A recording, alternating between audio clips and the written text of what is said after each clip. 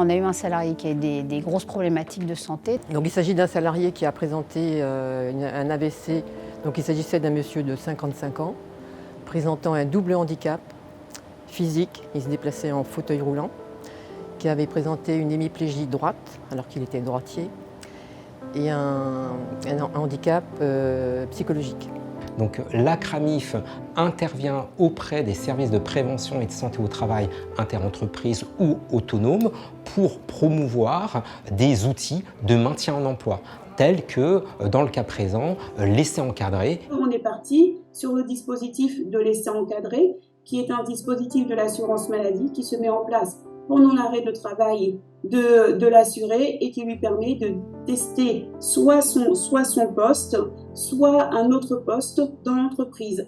C'est quelque chose qui demande une coordination entre l'employeur, le salarié et les services de la sécurité sociale. Le service de santé et de prévention au travail, lui, il a ce rôle de coordination, que chaque personne de ce triangle n'est pas forcément en communication.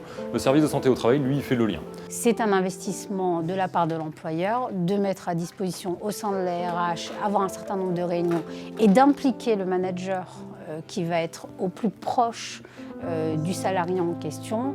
L'objectif étant d'éviter une désinsertion professionnelle. J'ai participé à des réunions où on a défini le mode opératoire et la méthodologie de mise en œuvre de cet essai encadré.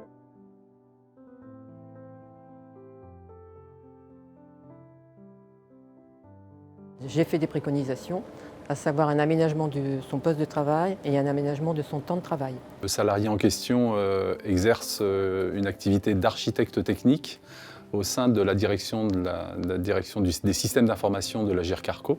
Ce rôle d'architecte technique, c'est d'accompagner le projet sur tous les volets techniques. Donc on a véritablement fait un travail de décortiquage de l'ego de l'activité de travail, en essayant d'isoler des briques communication, des briques travail d'écriture, des briques réunion, etc. Et d'habiller, de déshabiller en fonction des capacités du salarié l'activité de travail en mettant plutôt une brique plutôt qu'une autre pour arriver à la quantité de travail souhaitée et un équilibre entre l'employeur, ce qu'il pouvait accepter, et le salarié, ses capacités. Il était tout à fait possible d'engager un certain nombre d'activités qu'il pouvait opérer dans la situation où il était. Et donc on a dû utiliser ce dispositif de l'essai encadré pour tester finalement les préconisations. On a pu utiliser le délai d'1 mois pour vérifier si la quantité de travail et la typologie des tâches et des missions qu'on avait pensé a priori pour le salarié étaient compatibles avec ses capacités d'exécution et son état de santé. À la suite de ça, je l'ai vu tous les 3 mois. Bon, il avait pu se réintégrer entre guillemets, mais il y a encore des progrès à faire.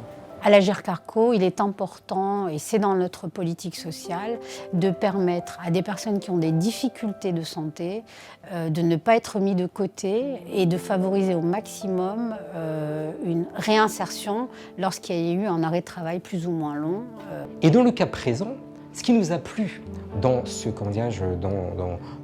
parcours, c'est qu'il y a eu 3 acteurs qui ont bien fonctionné.